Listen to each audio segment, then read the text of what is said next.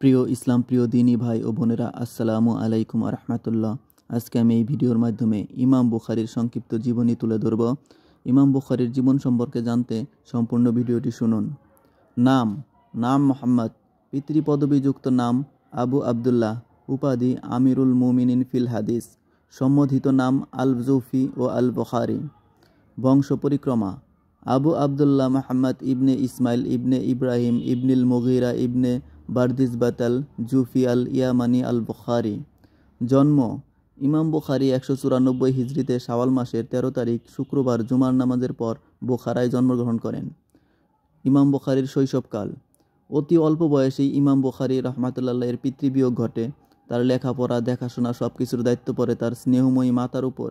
তার মাতা খুবই ইবাদতকারিণী ছিলেন, বড় আল্লাহ ভক্ত এক রমণী। শৈশবে কোনো কারণে বালক বুখারী অন্ধ হয়ে পড়েছিলেন। এতে তার মাতা খুবই মর্মাহত হলেন।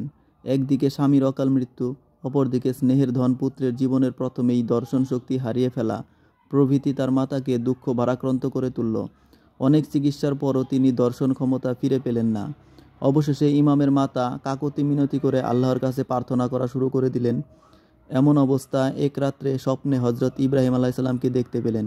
তিনি বললেন, তোমার দোয়া কবুল হয়েছে, তোমার পুত্রের দর্শন ক্ষমতা ফিরিয়ে দেওয়া হয়েছে।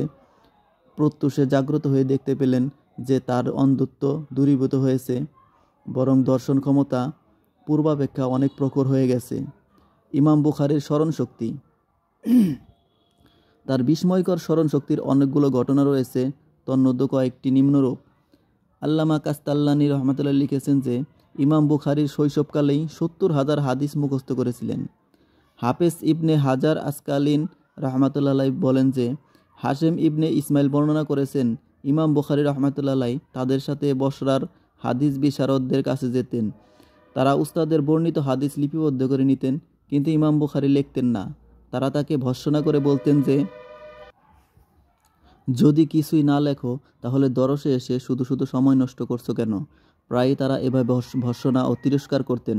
ফলে ইমাম বুখারী রহমতুল্লাহ তাদের ভর্ৎসনা শুনে একদিন বলেই ফেললেন যে, আপনারা তো আমাকে অনেক কিছু বলে ফেললেন, এখন আপনাদের লেখা নোট দেখুন আর আমার মুখস্থকৃত হাদিসও শুনুন। অতঃপর তিনি স্বীয় মুখস্থ থেকে এক এক করে হাদিস পড়া শুরু করলেন এবং নোটে লিপিবদ্ধ 15,000 হাদিসই মুখস্থ শুনিয়ে দিলেন। এমনকি আমরা তার মুখস্থ হাদিসের আলোকে আমাদের লিপিবদ্ধ হাদিসসমূহ সংশোধন করে নিতে লাগলাম। ইন্তেকাল: 256 হিজরি সনের 1 শাওয়াল অর্থাৎ ঈদুল ফিতরের রাত্রে 13 দিন কম 62 বছর বয়সে হাদিস জগতের শ্রেষ্ঠ ইমাম, ইলম ও ফজলের মহান সূর্য অস্তমিত হয়। ঈদুল ফিতরের দিন শনিবার জোহর নামাজের পর খত্রতং নামক স্থানে এই নুরানি দেহকে জমিনে সরপত করা হয়।